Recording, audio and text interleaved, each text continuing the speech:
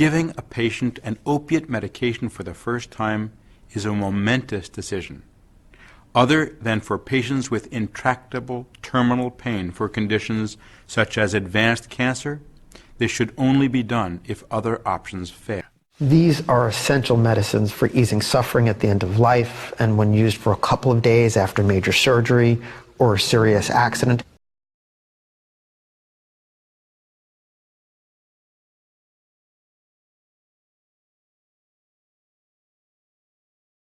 Before we get started, go ahead and hit that like button. And if you find this video informative, be sure to share it. And if you're new to my channel, make sure you hit that subscribe button and be sure to click the notification bell so you get notified every time I drop a new video about the injustices in America. Now let's get to the content. Hey, did you know that behind America's opioid epidemic lies a carefully planned strategy by a hostile foreign power that experts are calling chemical warfare? Communities across America are being ravaged by synthetic opioids, with more than 32,000 Americans having died to these drugs just last year alone. Do you know which hostile foreign power they're referring to? The Chinese Communist Party. According to a report by the U.S.-China Economic and Security Review Commission, China is the largest source of illicit fentanyl in the United States. To give you an idea of how much of this stuff comes here from China, just last month, Mexican authorities seized 52,000 pounds of fentanyl from a shipping container from Shanghai. 52,000 pounds in a single container. As you may know, fentanyl is 50 times more potent than heroin and 100 times more potent than morphine. It's so unbelievably strong that a tiny, tiny pinch is enough to kill a person. That means that shipping container from Shanghai contained enough fentanyl to kill 11 billion people. What's even more shocking than this is that the Communist Party of China has long used this strategy of drug warfare to subvert other nations and even laid out their tactics in a book titled Unrestricted Warfare, published by the People's Liberation Army. So even though it sounds almost unimaginable in this day and age, the opioid crisis devastating our country is at least partly caused by the Chinese Communist Party's deliberate effort to take down America. Between 2002 and 2013, heroin use went up by more than 60%. Tragically, the heroin death rate also increased by nearly 300%. Heroin abuse is highest among males, non-Hispanic whites, people with low incomes, people without insurance and not enrolled in Medicaid, and those living in large urban areas. But researchers found big increases in groups who have historically had low rates of heroin use: women, people with higher income, and people with private insurance. Nearly all heroin users report using another drug in addition in the past year. 2 out of 3 used at least 3 drugs.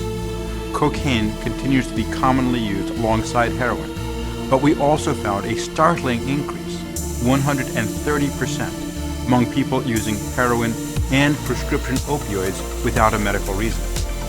Our data show that people who are abusing or dependent on prescription opioids are 40 times more likely to be abusing or dependent on heroin.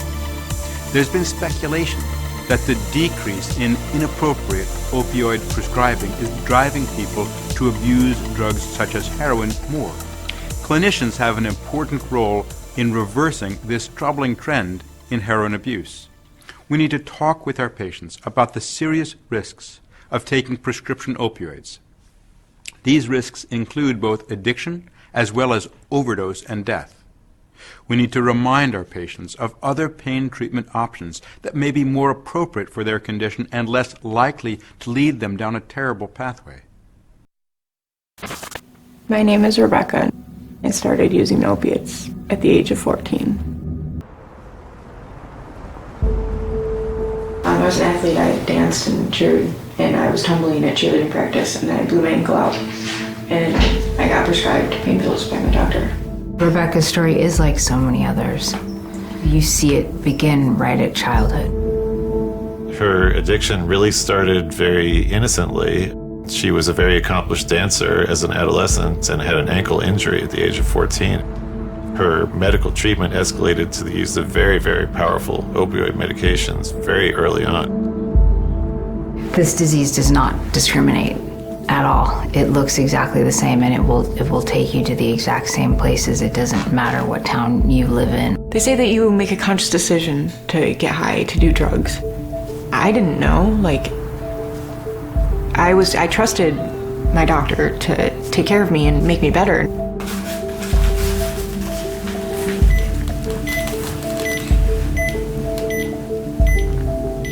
There was no caution, no red flag at all. It was take these, you'll feel better, and that was it. And then 2 months later, I had it already, like just from the pain pills. So that's when the heroin started.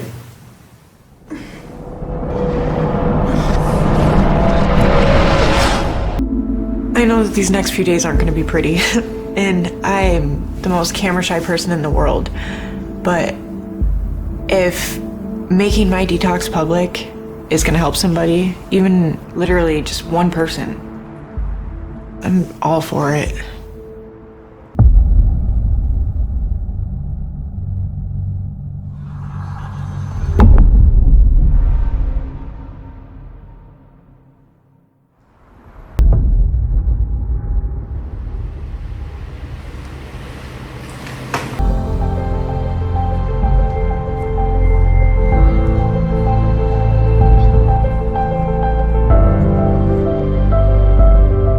I want the next girl that gets injured dancing to know what the future could hold by the next decision that she makes. Because, like, that decision I made to go to the doctors and to not get the surgery, that's the worst decision I ever made in my whole life.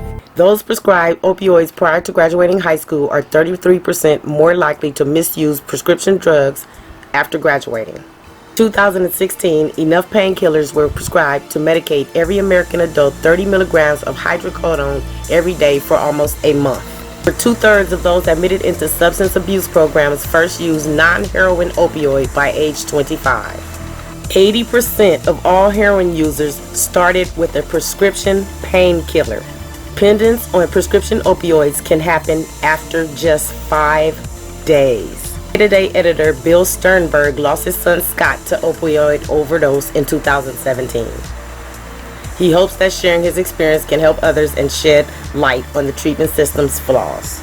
There are a lot of people out there now in my position. The latest statistics show there are 72,000 people who died last year in the United States from drug overdoses. So imagine a completely full 737 plane crashing every day. So if you're losing 200 people a day from plane crashes or terrorists, I think society would be more up in arms. But because of the stigma, because this is generally 1 or 2 deaths at a time, it's less so. In your column, you talk about the 3 stages of the opioid epidemic. Could you go over those again? Sure. I call it a tragedy in 3 acts. Act 1 was drug makers, distributors, and doctors absolutely saturating the country with opioid prescriptions and either not knowing or greedily ignoring how addictive these opioids are. And you believe that's how your son got started in college? We believe that the first time Scott was exposed to opioids was after he had an appendectomy later in college, and it developed an infection, and they threw 30 days of opioids at him.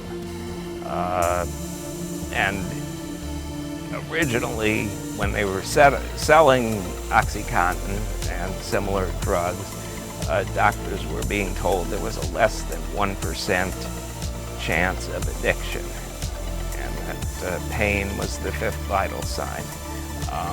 Further research, and I've asked a lot of people this, there's still no solid number, but somewhere between 5% and 20% of people, if you give them a 30-day prescription for oxy or another strong opioid, they'll become addicted or dependent. So you had a huge number of people addicted to opioids. The opioids became harder to obtain as certain controls were put on, and they turned to heroin, which was both cheaper than opioids and gave a better high. And now we're in the third stage of this tragedy, where both the heroin and some of the counterfeit pain pills are being laced with synthetic opioids called fentanyls, mainly coming in from China and Mexico, that are extremely powerful and can be extremely lethal, which is why, even as you're seeing the number of prescriptions for opioids decline, the death rate is spiking up. A 16% increase last year over 2016. We have reported on the causes and effects of the opioid epidemic for several years, interviewing government whistleblowers, doctors, and Americans who've grown dependent on the powerful pain pills. We have not had a high-ranking executive from the pharmaceutical industry sit before our cameras until now. Tonight, Ed Thompson, a drug manufacturer who spent decades managing and producing opioids for Big Pharma, breaks ranks to denounce his industry and its federal regulator, the Food and Drug Administration, which he says opened the floodgates on the crisis with a few little changes to a label. The root cause of this epidemic is the FDA's illegal approval of opioids for the treatment of chronic pain. Other than for patients with intractable terminal pain for conditions such as advanced cancer, this should only be done if other options fail. These are essential medicines for easing suffering at the end of life and when used for a couple of days after major surgery or a serious accident. The FDA ignited this opioid crisis. Without question, they start the fire. Ed Thompson told us when the top-selling opioid OxyContin was first approved in 1995, it was based on science that only showed it safe and effective when used short-term. But in 2001, pressured by Big Pharma and pain sufferers, the FDA made a fateful decision and, with no new science to back it up, expanded the use of OxyContin to just about anyone with chronic ailments, like arthritis and back pain. So this is what a package insert looks like. The FDA did it by simply changing a few words on the label. That lengthy insert no one ever reads. Today, the label says the powerful pain pills are effective for daily, around-the-clock, long-term treatment. And that small label change made a big change in the way drug companies would market all opioids, allowing them to sell more and more pills at higher and higher doses. A drug's label is the single most important document for that product. It determines whether somebody can make $10 million or $1 billion. How so? Because it allows you to then promote the drug based on the labeling.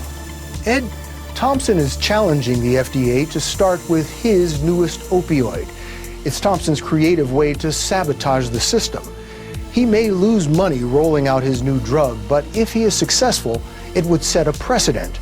Other manufacturers would be forced to change their labels and limit their marketing.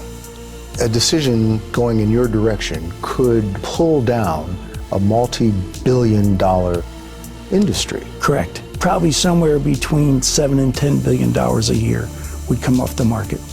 Brandeis professor Dr. Andrew Kolodny is one of the country's most recognized addiction specialists and has been an expert witness in litigation against Big Pharma, including Purdue, the maker of OxyContin. He has been trying to get the FDA label changed since 2011 to make clear opioids are not for everyone. These are essential medicines for easing suffering at the end of life and when used for a couple of days after major surgery or a serious accident. If you're taking them around the clock every day, quickly you become tolerant to the pain-relieving effect. In order to continue getting pain relief, you'll need higher and higher doses. As the doses get higher, the treatment becomes more dangerous and the risk of death goes up. And that sounds exactly like heroin addiction. It's essentially the same drug. To understand how this began, we traveled to this small courthouse in Welch, West Virginia, where we uncovered the minutes of secret meetings in 2001 between Purdue Pharma and the FDA. The files were part of the state's lawsuit against Purdue for deceitful marketing. 60 Minutes got a court order to obtain these documents. They reveal it was at those secret meetings the FDA bowed to Purdue Pharma's demands to ignore the lack of scientific data and change the label to, quote, around the clock for an extended period of time. I can't think of anything more harmful that took place then. It opened the floodgates. It was the decision of no return for the FDA. 60 Minutes has called on former FDA Commissioner David Kessler many times for his expertise on drug safety issues. He ran the FDA in the 1990s when OxyContin was first approved, but he left before the labeling change. Today, he's been retained by cities and counties suing Big Pharma for the opioid crisis. After reviewing the documents we obtained and checking on his own, he says changing the label to long-term use was a mistake. There are no studies on the safety or efficacy of opioids for long-term use. Dr. Andrew Kolodny agrees. The Brandeis addiction specialist began his own investigation into why the FDA would approve the long-term use of opioids when there was no credible science to back it up. What did you find?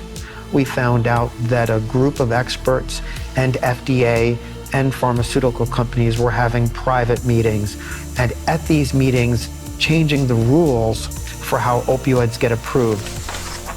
He filed Freedom of Information Act requests in email after email between the FDA, Big Pharma, and consultants. He learned of closed-door meetings at luxury hotels like this Four Seasons in Washington, D.C., where for $35,000 apiece, drug makers paid consultants to, quote, sit at a small table with the FDA, hobnobbing with the regulators.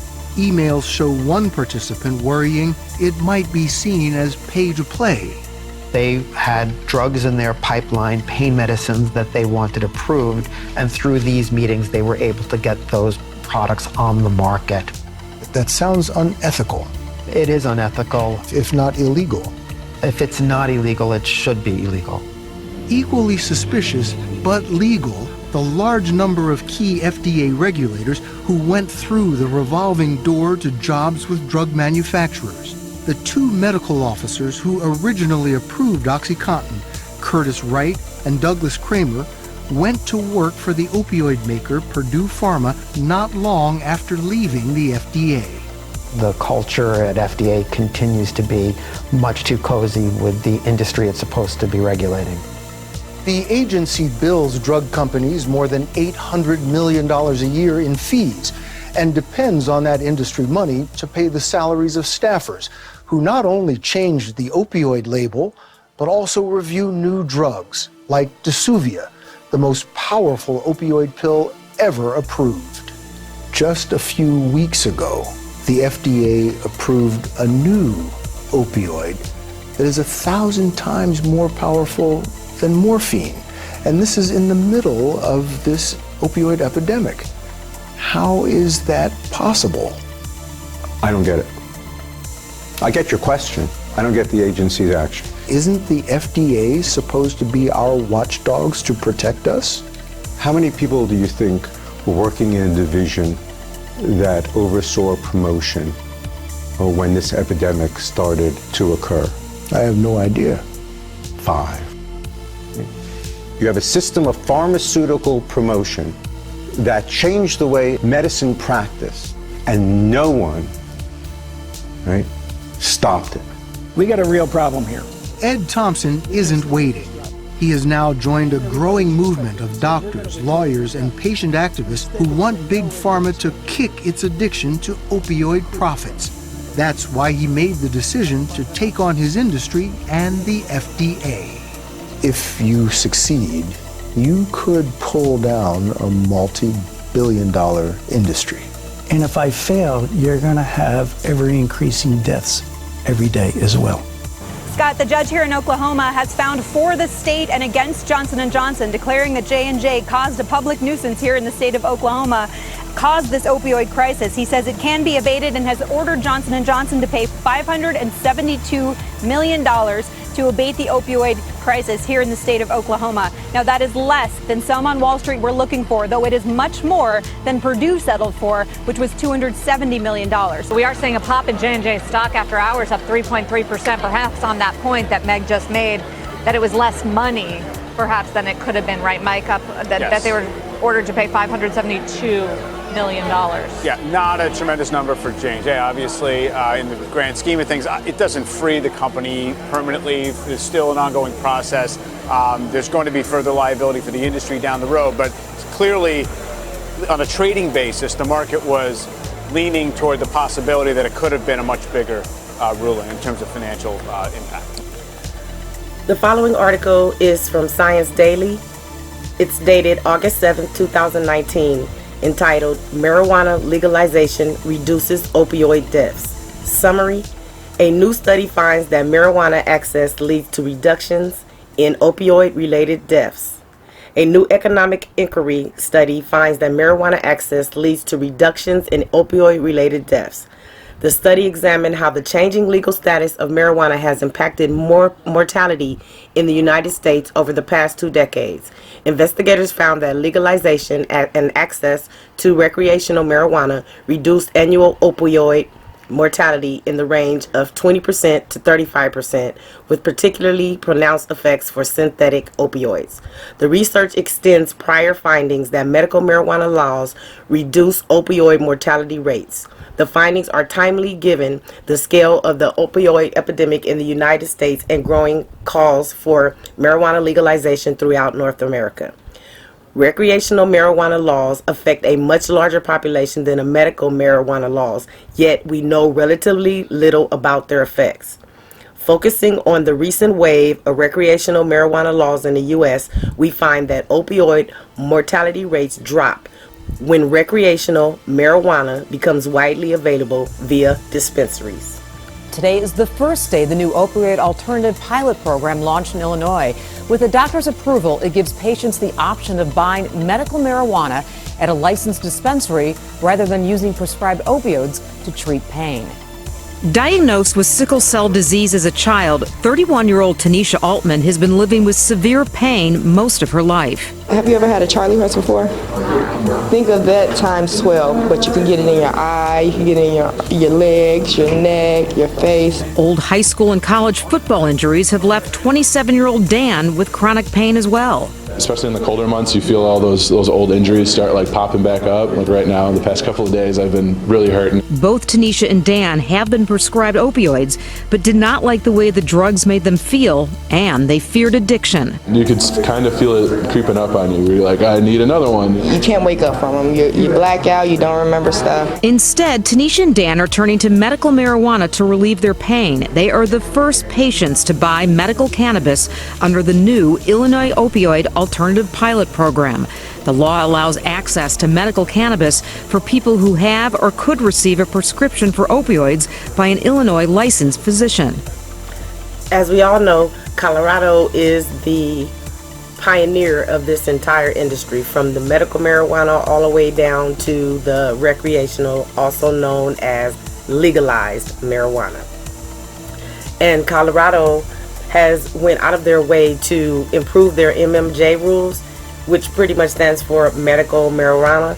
And what they did was they went and tweaked their medical marijuana laws, and the new process is going to effect on November 14th of this year. The new rules include allowing doctors, dentists, and some nurses and certain medical professionals with prescribing power and a valid license to practice within his or her scope of practice to recommend medical marijuana. So that basically means that they opened it up to make it so more professionals are allowed to provide medical marijuana recommendations.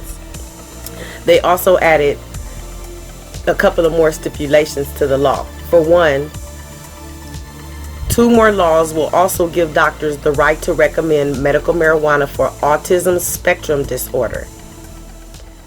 The very important part about this in relation to this video is they also give the right to recommend medical marijuana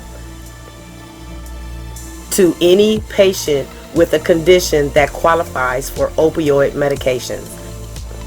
So what that means is if a doctor prescribes you opioids and you decide you do not want the opioids, this new law says that that doctor has to prescribe you medical marijuana in place of that. That's pioneering right there. The following article is from marijuanamovement.net. The title is Top Federal Health Official Says Marijuana's Legal Status is Inhibiting Research. It's dated September 26, 2019. A top federal health official said that marijuana's status as a Schedule I controlled substance inhibits research and that there's a need for alternative regulatory pathway so that researchers can more easily study cannabis. During a hearing before the House, Representative Barbara Lee, a Democratic from California, shared an anecdote about cannabis lotion helping her mother treat pain in her knees and asked what could be done to facilitate research in marijuana's therapeutic potential. Lee said that following knee surgery, her mom, quote unquote, was out getting her walker repaired and a woman gave her some lotion and she tried it and she was never in pain anymore. This was cannabis lotion. So I have witnessed, at least my mother and other senior citizens, the health benefits of cannabis. I know good and well, based on personal experience, that it works for some people. The article goes on to say that she also noted that NCCIH, her department, is providing $3 million in grants to fund studies in the benefits of cannabis compounds beside THC, with a focus on developing therapeutic alternatives to prescription opioids.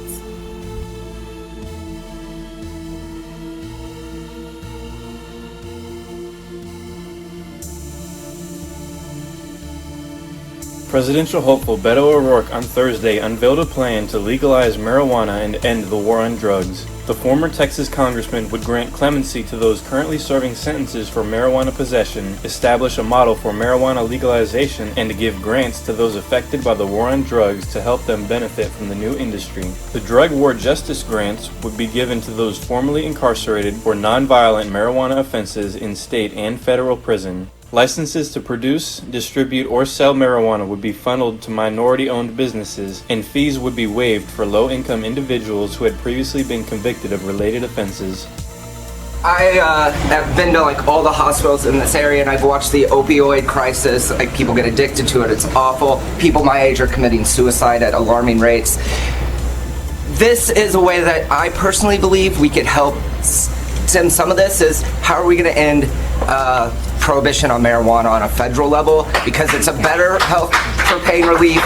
It does wonders for many people with mental illness, including myself. So what's your thoughts on that? Great question. So we lost more than 150,000 of our fellow Americans, our fellow human beings, to drug overdose and to suicide last year. We can either accept that, we can look at it as a force of nature or an act of God, or we can understand that there may be a human solution to some of these challenges and problems that our fellow Americans, our fellow human beings face. First of all, we should make sure that drug use, drug abuse, drug addiction is treated not as a criminal justice problem that will have you locked up with really no help or hope to get right and back on your feet and have that purpose and function that is so fundamental to your success and freeing yourself from those dependencies. We need to make sure that we invest in the resources for mental health care in America. In Texas, largest provider of mental health care services in our state is the county jail system. People with schizophrenia, bipolar disorder, depression, getting arrested on purpose because it's the only way that they are guaranteed help. And then we, the taxpayer, pay for them to be fed and clothed and housed and medicated and seen temporarily by a social worker or therapist before they are then again on the streets. And guess what? The reason that so many people on the streets use drugs is not that the drug use led them to the streets. They're on the streets without access to health care, and it's the only way for them to medicate the problems that they have. So that investment in guaranteed, high-quality, universal health care, that investment specifically in mental health care, that understanding that we have to boldly change our criminal justice system to stop penalizing people for illnesses that they have, all of that is going to be the basis of getting this right, of reducing those numbers that I just shared with you, of getting people help who need help right now. What can we do? The wealthiest country, the most medically advanced country the world has ever known, if not be there for each other right now, especially when we have. To this end, especially since more than half the states in the union have already legalized marijuana in some form or other. They've medicinalized it. They've legalized it for recreational use. We should end the federal prohibition on marijuana. We can free ourselves from the distinction of being the country that imprisons more of its fellow citizens than any other country on the face of the planet. Though people in this country use illegal drugs at the same rate, no matter where they are, only some face arrest, faced imprisonment, and when they get out, forced to check a box that says they have a conviction, which diminishes their opportunities in life to hold a job, to raise a family, to get a student loan, and to be successful. For all those reasons, let's end the prohibition on marijuana. Thank you.